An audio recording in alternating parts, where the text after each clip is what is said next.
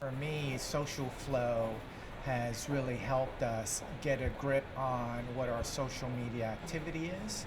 It's helped us establish control in terms of who's doing what when, and more importantly, it's helping us become more effective in the way that we engage on the various platforms. Our focus over the past few years has really been on the BBC as a destination site unto itself, and looking at social media as a way to get people to come back to our site. What I would like to see is you get to the point where all media is social, such that you don't have to say it's social media. That's what I would like to see. I don't think that happens in the next 12 to 18 months, but maybe in the next 3 to 5 years. I think there's a difference between thriving and surviving.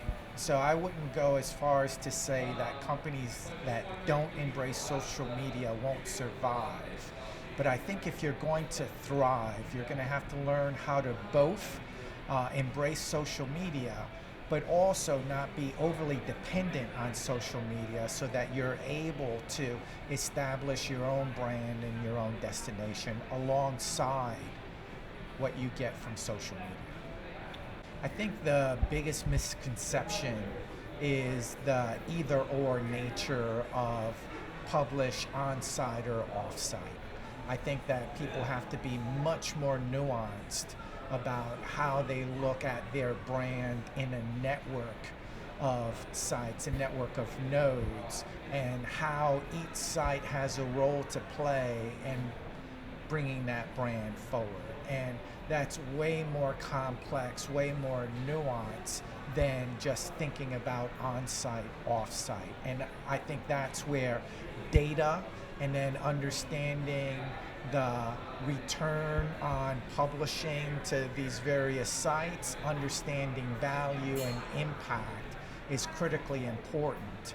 And that needs to get to the point where it supersedes people's instincts that were developed in a different world. We need to get data, and we need to get to the point where we're almost agnostic as to the means of transmission as far as our impact and the sustainability of our business model.